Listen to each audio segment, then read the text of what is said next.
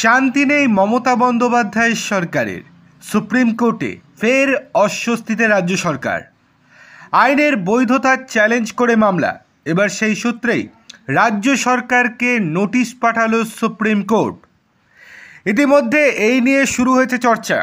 শীর্ষ আদালতের বিচারপতি আর মহাদেবন এবং বিচারপতি জে.বি. পারদিওয়ালার ডিভিশন বেঞ্চে এই মামলার পরবর্তী শুনানি রয়েছে আগামী 22শে এপ্রিল।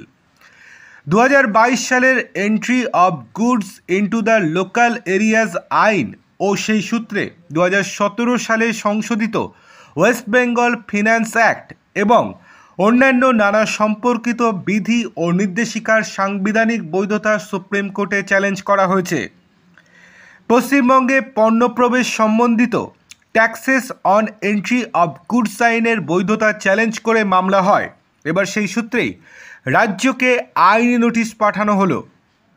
জানা যাচ্ছে 2013 সালে কলকাতা হাইকোর্টের সিঙ্গেল বেঞ্চের তরফ থেকে ওই আইন অবৈধ হিসেবে রায় দেওয়া হয়। পাল্টা ডিভিশন বেঞ্চের দ্বারস্থ হয় রাজ্য সরকার।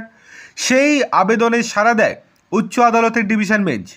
সিঙ্গেল বেঞ্চের রায়ে স্থগিতাদেশ দেয় আদালত। এইদিকে ওই মামলা বিচারাধীন থাকাকালীন 2016 সালে গুডস অ্যান্ড সার্ভিসেস ট্যাক্স চালু করা হয় রাজ্যের তরফ থেকে। সেই সূত্রেই রাজ্য নিজের ফিন্যান্স আইনে দরকারি সংশোধনী সূত্রে এন্ট্রি ট্যাক্স অ্যাক্ট চালু করে দেয়। ডিভিশন বেঞ্চের তরফ থেকে রাজ্যের এই আইনকে বৈধতা দেওয়া হয়েছিল। পাল্টা এখন মামলাকারীরা শীর্ষ আদালতের দ্বারস্থ হয়েছেন।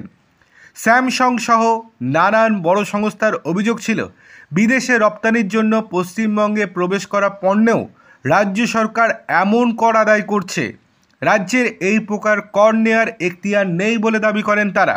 এবার এই মামলায় সুপ্রিম কোর্টের তরফ থেকে নোটিশ জারি করা হয়েছে।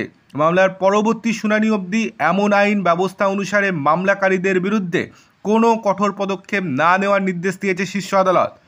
মামলার পরবর্তী শুনানি রয়েছে আগামী 22শে এপ্রিল।